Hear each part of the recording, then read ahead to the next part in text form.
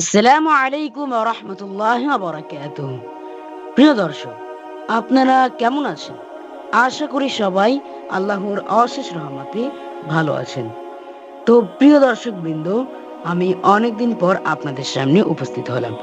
এতদিন আমি কোনো ভিডিওই আপনাদেরকে দিতে পারিনি।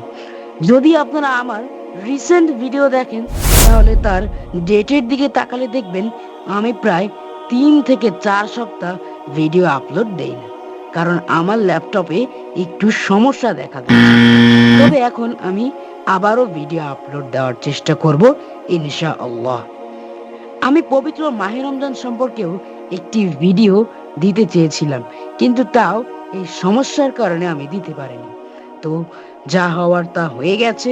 তো প্রিয় দর্শক, আজকে আমরা আলোচনা করব হযরত মুহাম্মদ সাল্লাল্লাহু তাআলা আলাইহি ওয়াসাল্লামের মিরাজ গমন সম্পর্কে। তিনি কিভাবে মিরাজে গিয়েছিলেন এবং কিভাবে 5 ওয়াক্ত নামাজ নিয়ে আসলেন, তার মিরাজ কি সশরীরে হয়েছিল না ঘুমে, তা আজ জানবো ইনশাআল্লাহ।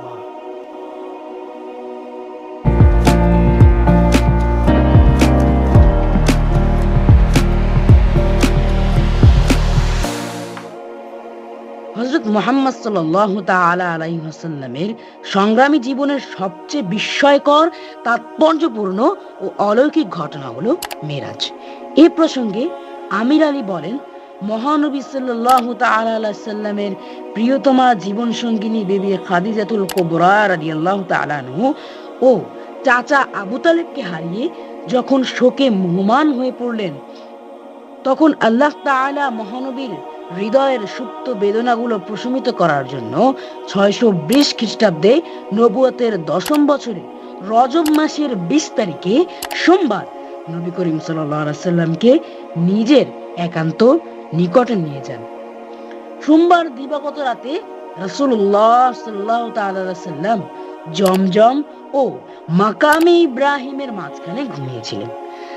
জাগ্রত হয়ে জিবরাইল আলাইহিস সালাম কর্তৃক আনয়নকৃত বোরাকে চড়ে মসজিদে হারাম থেকে মসজিদে আকসায় গমন করেন। সেখানে গিয়ে রাসূলুল্লাহ সাল্লাল্লাহু তাআলা আলাইহি সাল্লাম উযু করে নেন এবং সকল নবী ও রাসূলদেরকে নিয়ে নিজ ইমামতিতে 2 রাকাত নামাজ আদায় করলেন। তারপর রাসূলুল্লাহ সাল্লাল্লাহু তাআলা আলাইহি ওয়াসাল্লাম বোরাকে চড়ে জিবরাইল আলাইহিস সালামের সাথে ঊর্ধ্বাকাশে গমন করে একের পর এক আসমান এবং প্রত্যেক পয়গম্বরের সাথে কথোপকথন শেষ করেন। এরপরে তিনি সিদরাতুল মুনতাহায় গিয়ে পৌঁছান। তখন জিবরাইল আলাইহিস সালাম রাসূলুল্লাহ সাল্লাল্লাহু তাআলা আলাইহি সাল্লামকে প্রার্থনা সুরে বললেন, ইয়া রাসূলুল্লাহ, আমি আর এক বিন্দু সামনে অগ্রসর হতে পারবো না, কেননা অগ্রসর হলে আল্লাহর নূরের তাজ্জালিতে আমি জ্বলে পুড়ে ছারখার হয়ে যাব। সুবহানাল্লাহ। তখন রাসূলুল্লাহ সাল্লাল্লাহু তাআলা আলাইহি সাল্লাম জিবরাইল আলাইহিস সালাম ও বোরাক ত্যাগ করলেন। তৎক্ষণাৎ আল্লাহ তাআলার পক্ষ থেকে রফ নামক আরেকটি বোরাক এসে রাসূল সাল্লাল্লাহু তাআলা আলাইহি সাল্লামকে আল্লাহর নিকটে নিয়ে গেল। তখন রাসূলুল্লাহ সাল্লাল্লাহু তাআলা আলাইহি সাল্লাম এবং আল্লাহ তাআলার মধ্যে সালাম ও কুশলাদি বিনিময় শেষে আল্লাহ তাআলা তার হাবিবকে জান্নাত ও জাহান্নাম ঘুরিয়ে দেখান। সর্বশেষে উম্মতে মুহাম্মাদের জন্য 5 ওয়াক্ত নামাজের নির্দেশ নিয়ে রাসূলুল্লাহ সাল্লাল্লাহু তাআলা আলাইহি ওয়াসাল্লাম ফিরে আসেন। হযরতের এই ভ্রমণে মাত্র রাতের কিয়দাংশ বা কিছু সময় ব্যয় হয়েছিল। এতে প্রমাণিত হয় রাসূলুল্লাহ সাল্লাল্লাহু তাআলা আলাইহি ওয়াসাল্লামের মিরাজ সশরীরেই হয়েছিল।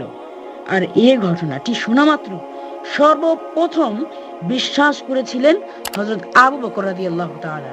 পৃথিবীর জন্মলগ্ন থেকে আজ পর্যন্ত এরূপ অভিনব ঘটনা আর দ্বিতীয়টি কখনো হয়নি, আর হবেও না। ফলে মিরাজের মাধ্যমে মানব জাতির হেদায়েতের জন্য এক অপূর্ব বৈপ্লবিক কর্মসূচি বাস্তবায়িত হয়েছে। তো প্রিয় দর্শক, এই ছিল হযরত মুহাম্মদ সাল্লাল্লাহু তাআলা আলাইহি ওয়া আলিহি ওয়াসাল্লামের মিরাজ গমনের এক বিস্ময়কর ও চাঞ্চল্যকর ঘটনা। সবাই ভালো থাকবেন, সুস্থ থাকবেন। আবারও দেখাবে অন্য কোনো ভিডিওতে। আবারও আমি সক্রিয় হওয়ার চেষ্টা করব এবং আরো সুন্দর সুন্দর কন্টেন্ট, আরো শিক্ষামূলক কন্টেন্ট নিয়ে আপনাদের সামনে উপস্থিত হওয়ার চেষ্টা করব। আমার গলা একটু বসে গেছে, তো যাই হোক বন্ধুরা, আসসালামু আলাইকুম ওয়া রাহমাতুল্লাহি ওয়া বারাকাতুহু।